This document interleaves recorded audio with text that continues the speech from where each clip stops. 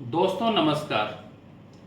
Financial year 2023-24 पूरा हो चुका है और इससे रिलेटेड मतलब असेसमेंट ईयर 2024-25 की रिटर्न फाइल करने का अभी टाइम आ चुका है और आप उसकी पूरी तैयारी कर रहे होंगे। दोस्तों रिटर्न फाइल करने के बाद में डिपार्टमेंट उस रिटर्न का क्या करता है और उसके बाद में आपको क्या नोटिसेज और क्या चैलेंजेस आ सकते हैं, इसके बारे में मैं आज आपसे चर्चा करूंगा। कभी कभी क्या होता है कि हम लोग केवल रिटर्न फाइल करके, चाहे खुद फाइल करो या किसी प्रोफेशनल एडवाइस लेके और फिर फाइल करो, हम रिटर्न फाइल करने के बाद में देखते हैं कि अभी इस ईयर का कंप्लायंस पूरा हो गया और उसके बाद में या तो इग्नोरेंस की वजह से या फिर जानकारी के अभाव में हम लोग वो जो अगर कोई नोटिस आता है तो उसको ट्रैक नहीं कर पाते हैं और उसके कारण से हमें उसके परिणाम भुगतने पड़ते हैं। तो इसी विषय को आगे बढ़ाते हुए मैं आपको बताता हूं कि क्या वो महत्वपूर्ण चीजें हैं जिसका हमें ध्यान रखना चाहिए। जब भी आप रिटर्न फाइल करते हैं तो इनकम टैक्स डिपार्टमेंट उस रिटर्न को प्रोसेस करता है। अभी प्रोसेस करने का मतलब क्या होता है?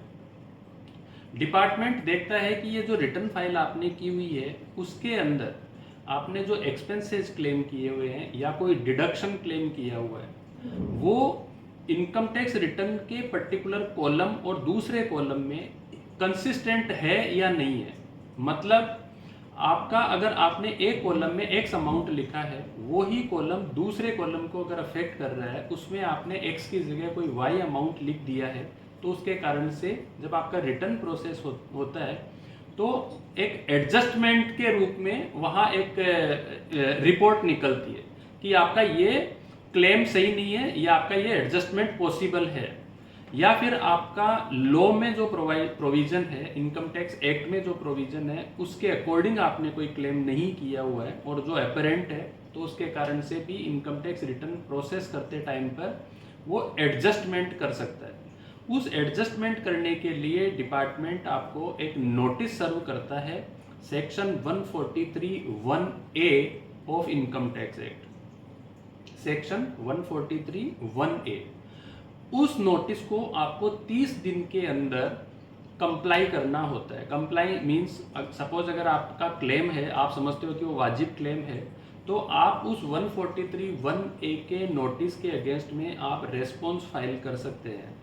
अब आप अगर खुद रेस्पॉन्स फाइल करते हैं या किसी प्रोफेशनल की एडवाइस लेके करते हैं, तो आपकी ये जिम्मेदारी है कि वो नोटिस आप तुरंत अपने किसी प्रोफेशनल जो भी कोलीग है या आपका कोई चार्टर्ड अकाउंटेंट है, आप उसको ये इन्फॉर्म करेंगे और उसको कंप्लाई कर देंगे। अब नेक्स्ट क्वेश्चन ऐसा आता है कि ये 143(1) डिपार्टमेंट जब अपने को फाइनल एडजस्टमेंट करके और जब आपका रिटर्न प्रोसेस करता है तो ये कितने टाइम तक ये ओपन रहता है? तो दोस्तों इसका लिमिटेशन पीरियड है 9 months from the end of financial year in which return is filed. तो असेसमेंट ईयर 24-25 की अभी आप जुलाई में रिटर्न फाइल करेंगे, तो ये असेसमेंट ईयर का ये जो फाइनेंशियल ईयर जिसके अंदर आप रिटर्न फाइल करते हैं, ये एंड कब हो रहा है? 31 मार्च 2025 को। इस डेट से 9 महीने आगे यानी कि 31 दिसंबर 2025 तक आपको डिपार्टमेंट ये इंटीमेशन भेज सकता है। यानी कि आपका रेस्पॉन्स को ध्यान में रखते हुए, और अगर आपने रेस्पॉन्स नहीं किया है तो जो भी एडजस्टमेंट उन्होंने प्रपोज किया था 143(1)A के अकॉर्डिंग, उन एडजस्टमेंट को ध्यान में रखते हुए आपका फाइनल जो total income, final tax payable या रिफंड अगर आपका है तो वो डिटरमाइन करके आपको भेज सकता है। अब आप देखिए कि अगर आपने सपोज अगर रेस्पॉन्स फाइल नहीं किया है, आपका रिफंड बन रहा था और किसी एडजस्टमेंट की वजह से वो आपका रिफंड कम हो सकता है, या फिर आपका कुछ टैक्स बन रहा था जो ऑलरेडी आपने भर दिया है लेकिन उस एडजस्टमेंट की वजह से आपका टैक्स और ज़्यादा बढ़ गया, तो डिपार्टमेंट आपसे भी डिमांड का नोटिस आपको भेज सकता है। तो आपकी इस इग्नोरेंस की वजह से जितना आपने एक्सपेक्ट किया था रिफंड या जितना आपने टैक्स पे किया था उससे आपको ज़्यादा टैक्स भरना पड़ सकता है। ये हुआ नंबर 1। दूसरा, सपोज अगर आपका ये इंटीमेशन है, ये आपका ड्यूरेशन निकल गया है या आपको मिल गया है इंटीमेशन। दूसरा एक नोटिस होता है 143(2), उसके अंदर डिपार्टमेंट आपकी रिटर्न को ध्यान में रखते हुए जो मेन ट्रांजैक्शन है उसके वॉल्यूम की वजह से या कोई ऐसा ट्रांजैक्शन है जिसमें डिपार्टमेंट और ज़्यादा उसका इन्वेस्टिगेशन करना चाहता है और वो देखता है कि आपने जो क्लेम किया है वो सही है या नहीं है, तो डिपार्टमेंट आपके केस की स्क्रूटनी करता है। उस स्क्रूटनी का फर्स्ट स्टेप होता है एक नोटिस भेजा जाता है जो कि 143(2) में होता है। ये नोटिस में आपको डिपार्टमेंट पहले बेसिक इन्फॉर्मेशन के लिए आपको पूछता है कि आप ये सबमिट कीजिए, तो आपको दोस्तों वो नोटिस को बहुत सीरियसली लेना है। और ये नोटिस आपको कब आ सकता है? ये नोटिस आ सकता है कि जिस ईयर में आपने रिटर्न फाइल किया है उस ईयर के एंड के 3 महीने के अंदर आपको ये नोटिस आ सकता है। तो मैं फिर से वही आपको एग्जांपल देता हूँ कि असेसमेंट ईयर 24-25 की जब आप रिटर्न फाइल करेंगे तो रिटर्न अभी इस फाइनेंशियल ईयर में फाइल करने वाले हैं, तो ये एंड कब हो रहा है? 31 मार्च 2025 को। इसके 3 महीने के अंदर यानी 30 जून 2025 तक आपको 143(2) का नोटिस आ सकता है।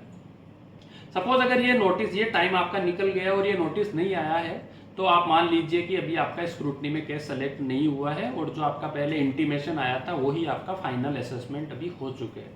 लेकिन 143(2) का अगर नोटिस आ गया है तो अभी आपका असेसमेंट का प्रोसीजर स्टार्ट हो गया है।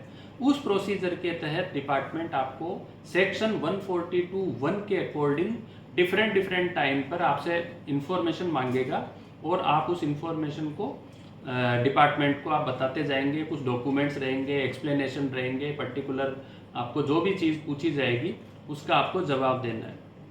उस जवाब को ध्यान में रखते हुए फाइनली इनकम टैक्स डिपार्टमेंट एक असेसमेंट ऑर्डर पास करेगा जो कि स्क्रूटनी असेसमेंट के अकॉर्डिंग पास किया जाता है सेक्शन 143(3) में।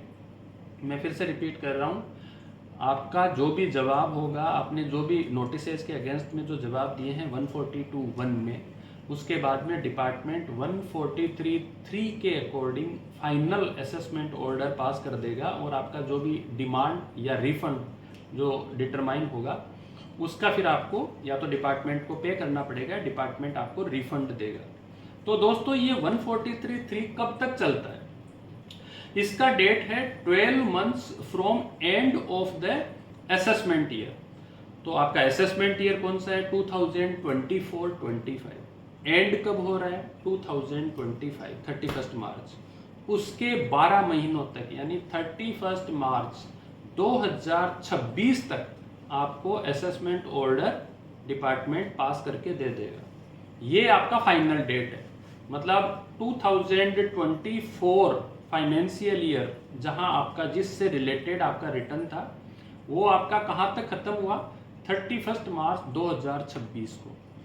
लास्ट में एक और चीज महत्वपूर्ण है कि सपोज अगर आपका केस स्क्रूटनी में सेलेक्ट हो गया और आपने कुछ नोटिस का जवाब नहीं दिया या आपने रिटर्न फाइल नहीं किया है, तो डिपार्टमेंट के पास में एक और तरीका होता है असेस करने का जिसको बोलते हैं best judgement assessment. Best judgement assessment का मतलब ये होता है कि डिपार्टमेंट के पास में जो भी इंफॉर्मेशन, डॉक्यूमेंट्स या आपके रेस्पॉन्सेज आए हैं उन सबको ध्यान में रखते हुए जो भी बेस्ट डिपार्टमेंट को लगेगा प्रोविजंस को ध्यान में रखते हुए एक फाइनल ऑर्डर पास कर देगा। बिल्कुल ठीक उसी तरह जैसे 143(3) का पास हुआ था वैसे ही वो 144 में पास करेगा जिसको बेस्ट जजमेंट असेसमेंट कहते हैं। और दोस्तों उसकी भी जो आउटर डेट है वो आपके लिए वही रहेगी, मतलब 12 months from end of the assessment year which means 31 मार्च 2026।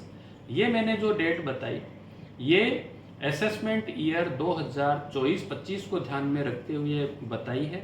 वापस से मैं आपको 3 इंपॉर्टेंट डेट बता देता हूँ इस असेसमेंट ईयर के लिए। 31 दिसंबर 2025 for 143(1), 30 June 2025 for the notice under section 143(2) और फाइनल असेसमेंट ऑर्डर के लिए डेट हो जाएगी 31 मार्च 2026। तो दोस्तों आपने ये बहुत ध्यान से सुना क्योंकि ये जो इम्पोर्टेंट डेट्स है इसको आपको कंप्लाई करना पड़ेगा। अगर आपका इनसे रिलेटेड कोई भी क्वेरी है तो आप नीचे कमेंट सेक्शन में कर सकते हैं और मैं पूरी कोशिश करूँगा कि उस क्वेरी का आपको जवाब दूँ। बहुत बहुत धन्यवाद।